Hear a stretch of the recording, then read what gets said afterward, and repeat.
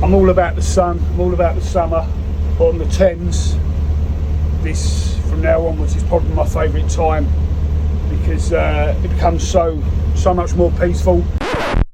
I'm going to cut in over the top here because what I didn't realise was this was about to be a really bad winter season.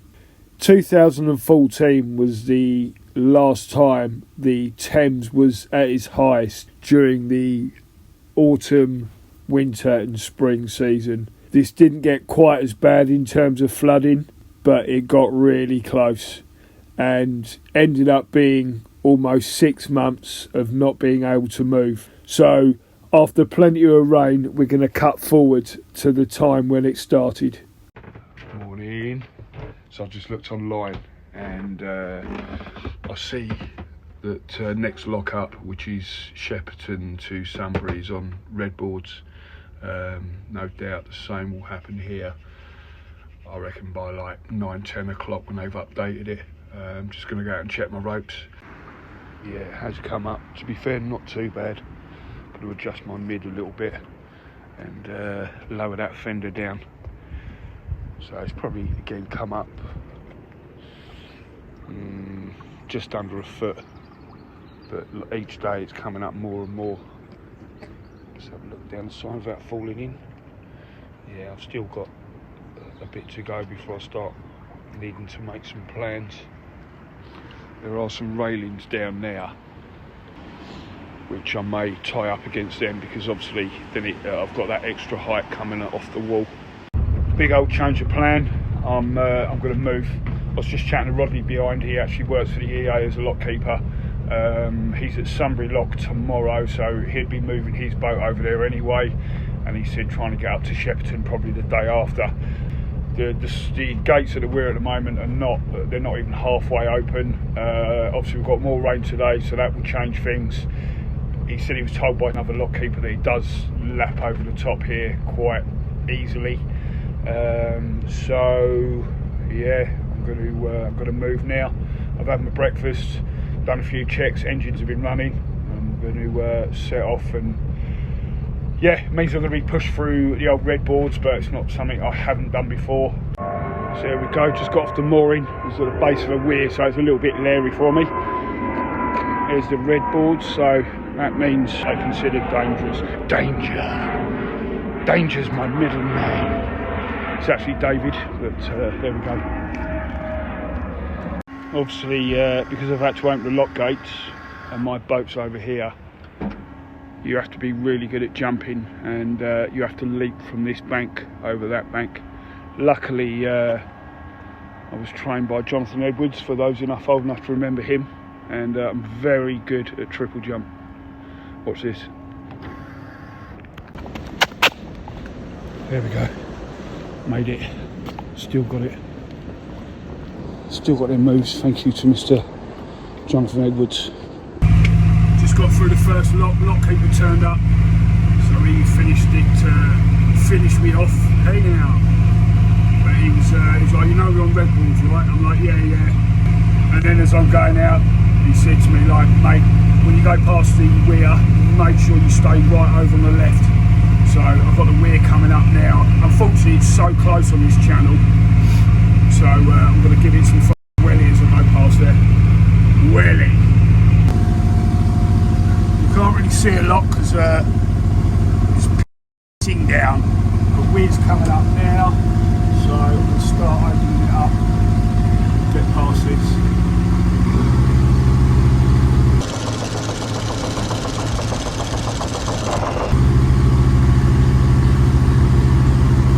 Got that at revs that I never go up to, and it's not exactly moving fast.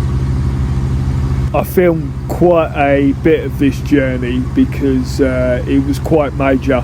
On the video it really seems like nothing, but I promise you on the day it was. I've mentioned before that the river is measured in cubic meters per second, and in the summer it's generally between 15 and 20. On this particular day it was nearly 200. I've spoken to somebody around the time this was filmed who he was a yachtsman, always dealt with the sea and always found it a bit laughable how people would talk about the dangers on the river. After this flooding of this year, he said to me he realised what a completely different animal it is, and it's completely different dangers. So that's the weirs that I was just, that's the weir I was moored at the bottom of that. There's a guy in a canoe coming down who really off at the time, and I've actually cut a lot of it out because I was swearing so much. But you can see I'm not going fast despite my high revs if you see the trees going past. But because the flow is coming down so fast and pushing up either side of my bow, it looks like I'm going fast. And he shouted out for me to slow down, which was just ridiculous when I'm going past the weir. I can't, mate, because of the weir. I feel like I'm barely moving. If you actually look at the lands, the river looks like I'm going through it quick, but that's because it's coming down so fast. I'm giving it more revs than normal, but obviously I don't want to push it too hard. Hey now, because I don't want them overheating and then I'm really in the shit. You might notice in a minute when the camera pans down that I've actually got the starboard side engine running at less revs. The reason for that was the temperature was starting to get up on that engine, and I couldn't afford to get into the position where I have to turn the engine off. So I just backed the revs off a little on that engine.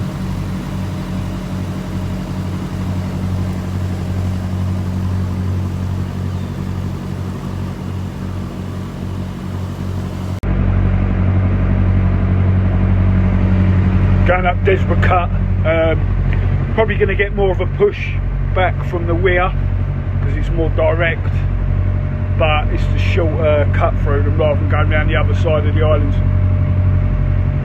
See, going mega slow, man. That's got to be what? That's less than walking speed, isn't it? But we're getting there. Probably about, I don't know, half a mile, was it? Half a mile, 3/4 of a mile from Shepperton Lock. The closer I'm getting to the weir, the more the river's pushing back.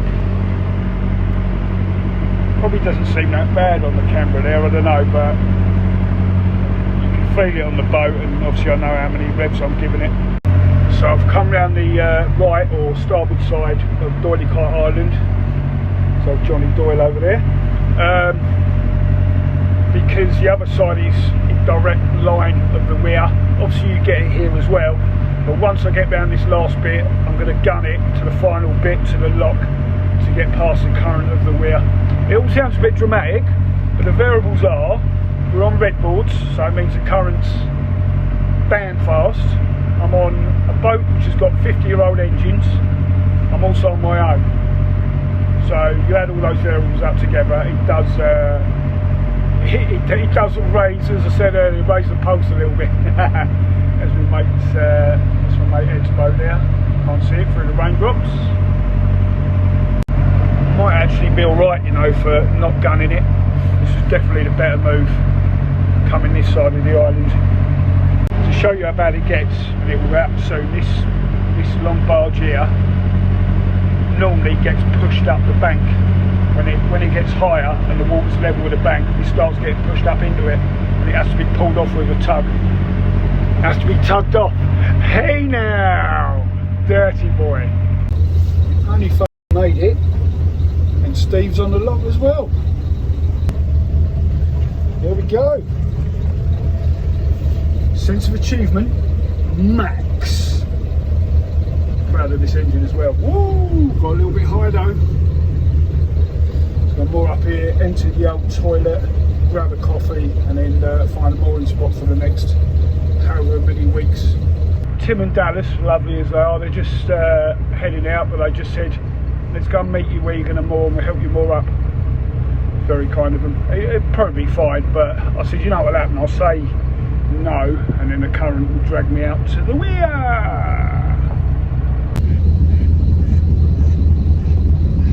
It's my mid. Lovely.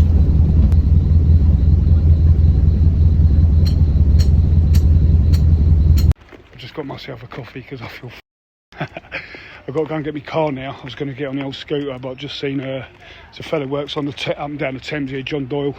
He said he'll run me down here to get it, so because you know as soon as I leave it's going to rain. But I passed him when I was coming up, and he said he was looking at me going, so don't cut out. And I was like, that was my feeling for about an hour and a half, 2 hours. And I've done the right thing, kept the revs at 1500, so if I got myself in trouble I had more revs there to punch the engines a little bit. Not that they would have done loads, but I've got obviously the anchor ready at the front, a little anchor at the rear as well, even if you like lob it into some trees or something, because it's better than just building up speed going down the river, getting faster and faster. And that's what I've learnt.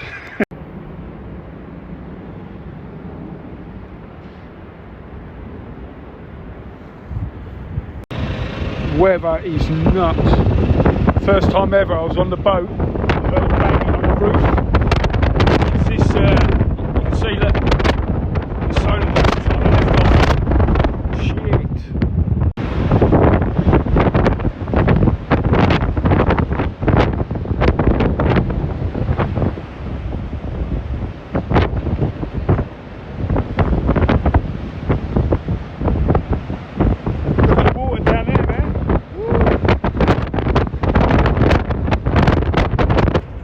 So I heard a banging, I don't know if you just heard my last video, I heard a banging come from the roof of the cockpit, and I've got one tilt panel and it was trying to lift up, which it would have taken it off if it had gone. So I've managed to get one of these through the base plate, so that's kind of pinned down now, but I was obviously on top of the cabin holding on for dear life. But yeah, it had to be done.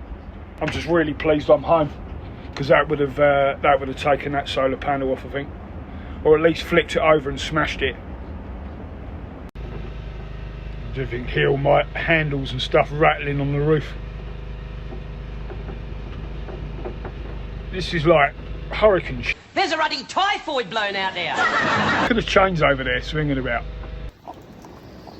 Up early tomorrow, so I've just come to check before I go to bed, and it's this is like the best section of the part that I'm on. I better explain what I meant by that, because that probably made no sense. Below the lock from where we were was completely flooded. The next lock up and above there was completely flooded. But this section of river, the bank tends to sit a little bit higher. So we were in a much better spot there, where many other people were having to deal with trying to stop their boats from going over the bank.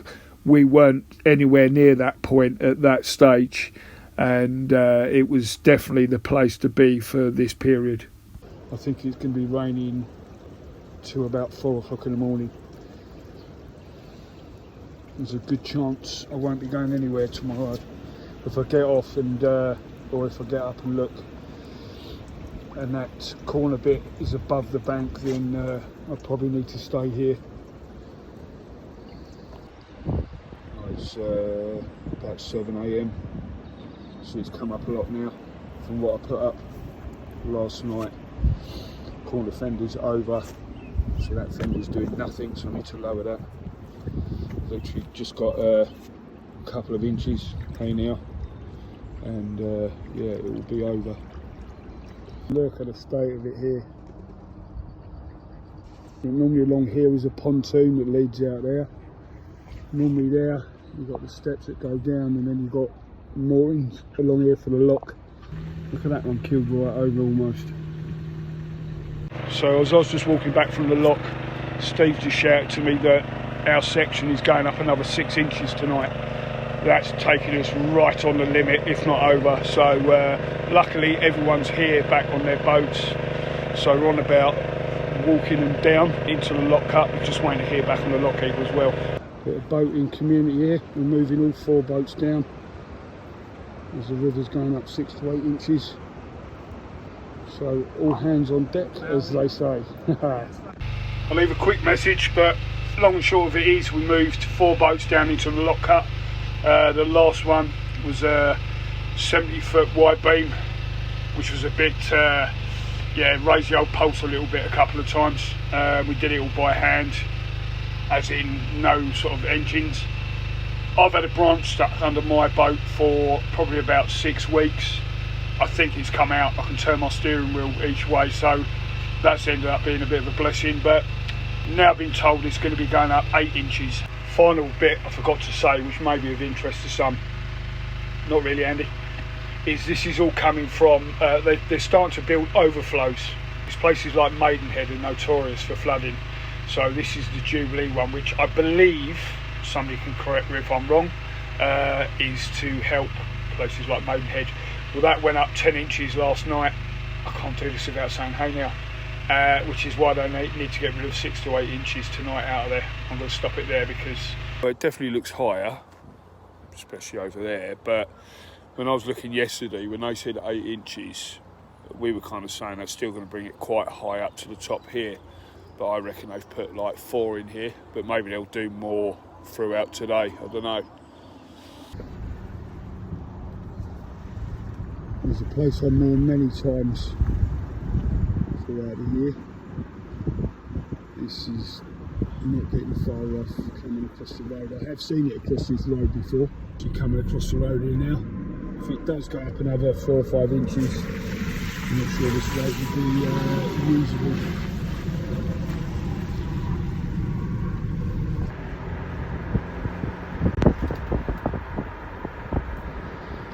This is normally a lovely area to picnic for the day, and now it's some huge river.